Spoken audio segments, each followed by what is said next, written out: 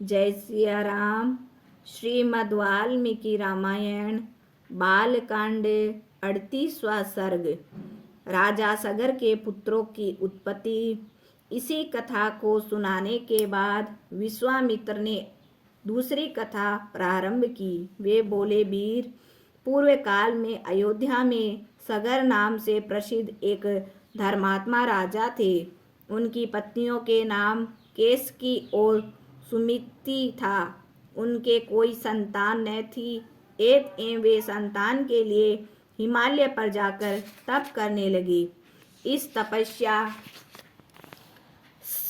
को 100 वर्ष पूर्ण होने पर महर्षि भृगु ने उन्हें वर दिया, निष्पाप नरेश, तुम्हें बहुत से पुत्रों की प्राप्ति होगी, किंतु तुम्हारी एक पत्नी से एक ही पुत्र होगा जो तुम्हारे वंश परंपरा का विस्तार करने वाला होगा, तथा दूसरी पत्नी 60,000 पुत्रों की जननी होगी। यह सुनकर दोनों रानियों ने हाथ जोड़कर पूछा, ब्राह्मण, किस रानी के एक पुत्र होगा और कौन 60,000 पुत्रों की माता होगी?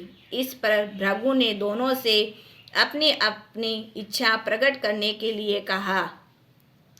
उनके इस वचन को सुनकर केसकी ने वंश चलाने वाले एक ही पुत्र की मांग की। सुमिति ने 60,000 यशस्वी पुत्र होने का वर मांगा। कुछ काल पश्चात केसकी ने सगर के औरस पुत्र असमंजस को जन्म दिया। सुमिति ने तुम्बी के आकार का एक गर्भपिंड उत्पन्न किया। उसको फोड़ने से 60,000 बालक निकले। धीरे धीरे वे ही बालक युवावस्था को पाकर सगर के 60,000 पुत्र हुए। इधर सगर का ज्येष्ठ पुत्र असमंजस नगर के बालकों को पकड़कर सरयू के जल में डुबो देता और उन डूबते हुए बालकों को देखकर खूब हंसा करता। उसके इस पापाचार को देखकर एक दिन राजा सगर ने उसे नगर के बाहर निकाल दिया। असमंजस के पुत्र का नाम अंशुमान था। वह बड़ा पराक्रमी और सबका प्रिय था।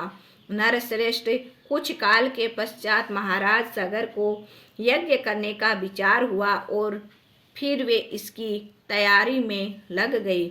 इसी प्रकार श्री वाल्मीकि निर्मित आर्ष रामायण आदि काव्य के बालकांड में 38वां सर्ग पूरा हुआ। जय सिया राम। जय जय सिया राम।